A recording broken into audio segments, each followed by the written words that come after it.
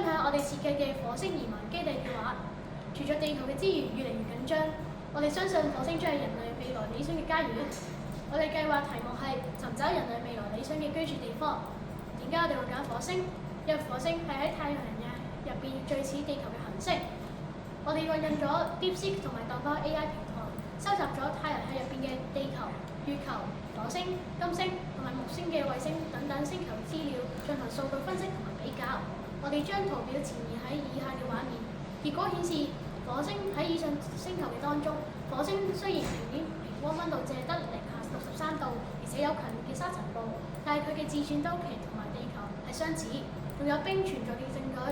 為咗應對呢啲挑戰，我哋建立一個半圓嘅生態基地。呢個基地運用咗全天候 AI 控制中心，解決基地內嘅衣食住行問題。我哋仲有 AI 太空種植系統、AI 立方衛星監測系統、AI 火星車探索系統等等。等我哋慢慢同大家介紹啦。喺火星上面生活，最緊要咧就係水同埋空氣。我哋嘅解決方案既聰明又環保。我哋喺火星嘅北極地區入面建立咗採冰站，透過熱能溶解技術將冰層融化，再透過納米級淨化系統處理，就可以獲得清澈嘅飲用水㗎啦。更加犀利嘅係，我哋使用咗電解水系統，將水分分解成氧氣同埋氫氣。氧氣就提供俾基地入邊嘅呼吸需求，而氫氣咧就儲存起嚟作為火箭嘅燃料，咁樣就實現到資源嘅循環利用㗎啦。能源方面，我哋設計咗混合能源系統，除咗有大面積嘅太陽能板，我哋仲使用咗最新嘅 RTG 核反應堆。呢種核電池利用放射性同位素衰變產熱發電，唔單止安全可靠，仲可以提供穩定嘅電力同埋熱量，即使喺火星漫長嘅夜晚入面，亦都可以正常咁運作嘅。食物生產係移民計劃嘅關鍵，我哋帶去咗經過 DNA 改良嘅太空種子，呢啲種子喺太空中經過輻射嘅演變，產生咗優良嘅成果。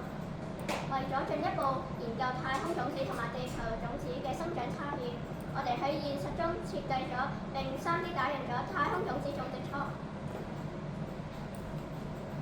呢個種植倉通過控制唔同顏色嘅光照、溫度同埋濕度，觀察太空種子同埋地球種子喺生長過程中嘅變化，為未來火星農業提供更多嘅科學數據。我哋仲建立咗基因實驗室，研究唔同動植物嘅 DNA 變異，希望培育出更適合火星環境嘅新品種。呢一切都係由我哋嘅 AI 農業機械人團隊負責，佢哋會自動監測植物成長，精準控制水分同埋養分，仲能夠及時發現病害蟲。呢啲機械人通過 AI 深度學習，變得越嚟越聰明，可以獨立完成播種、施肥、採收等所有工作。為咗更好咁開發火星，我哋設計咗智能火星探索車。呢一款探索車具備咗多光譜探測儀同機械臂，能夠探測同分析各種礦物嘅資源。當沙塵暴嚟襲嘅時候，探索車嘅智能避險系統會自動啟動，佢會尋找遮蔽處，將太陽能板同埋小型行動力裝置等重要嘅部件收納保護起嚟。我哋喺火星建立咗火箭與衛星製造中心，呢度定期會發射氣象衛星同埋通訊衛星，組成咗火星衛星網絡，實時監測天氣變化，預警沙塵暴。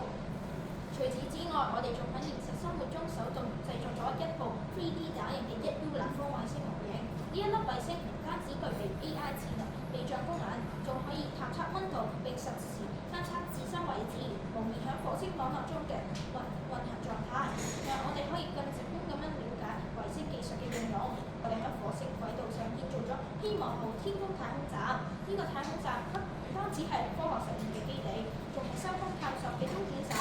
喺呢度，我哋可以繼續探索火星，甚至去更遠嘅行星進化。我哋嘅火星家園計劃融合咗最先進嘅 AI 技術、工程智慧同無限嘅創意。我哋唔單止喺虛擬世界建立咗火星基地，仲喺現實中動手製作 3D 打印嘅立方衛星同埋種植倉。